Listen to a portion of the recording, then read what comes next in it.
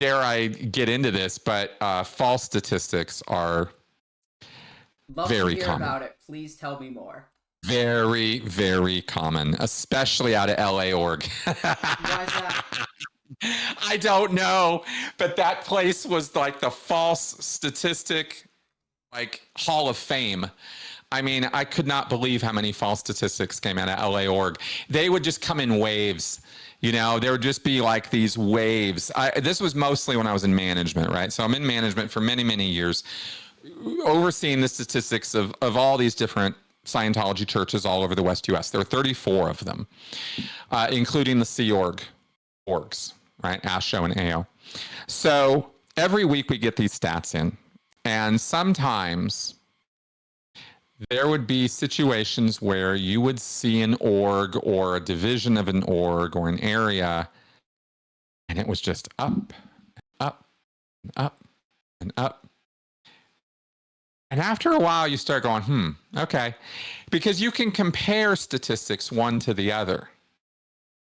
And this is actually one of the things that you're trained to do as a manager. One of the arts of being a Scientology manager is learning how to read these statistics. You have a book of them that you're given every week for an org, and it gives you a picture of the org. If you look through an org stat book, you can get a pretty good idea of what happened there.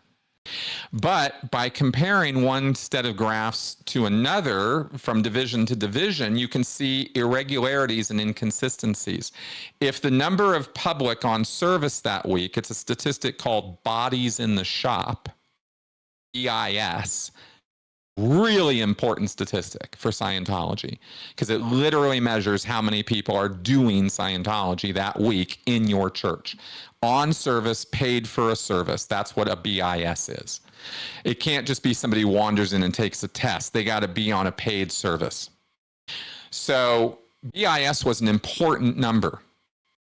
And generally speaking, for Scientology churches, it runs somewhere between 25 to 50 every week. That's about how many, 50 is a pretty good sized BIS for a Scientology church. That's 50 different people coming in a 7-day period on paid services. That's a lot. A huge BIS for a Scientology church is anything over 100. That's a whole lot. That's a very successful Scientology church. I think if you counted how many people went into a McDonald's on any day of the week, they would smoke any Scientology church. Hands down, right? But I'm just throwing some numbers around.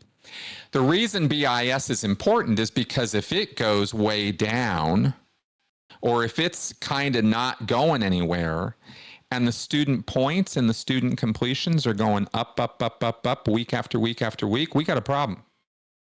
Who's producing all those student points if the number of people in the org keeps going down? And the number of people coming into the shop is not a Division 4 statistic, it's a Division 6 statistic. So the tech guys don't get to control or report that statistic. They only get to report their own statistics. So if they're false reporting, the other statistics in the organization, like the gross income and the BIS and certain other ones, will kind of indicate to you, this is an anomaly. This statistic doesn't make sense that it keeps going up. What's going on here? And then you launch an investigation and you find out that the tech sec or the course room supervisor or somebody else is just making up numbers. Happened all the time. The reason it would happen all the time was singular, though. There was always only one reason. Because if your statistic is reported down, you're going to be in trouble. And people don't want to be in trouble in Scientology churches. Because I mentioned discipline of having to write down your, sins or confess your sins and that kind of thing. That's the lightest of the disciplinary actions that could be taken against you if your statistics go down and stay down. 1 week, you're not going to get severe reprimands and, everybody hating on you. Okay. It's not going to be just because of 1 week. But if you can't get your stats up, or you're running into some real problems or issues, or you're generally trending downward, like maybe you've had some stellar weeks, but then it's kind of trending downward, you're producing less and less and less, you're going to be regarded as what's called an ethics particle. You're going to be ethics bait, as Hubbard calls it. Ethics is going to get really interested in you.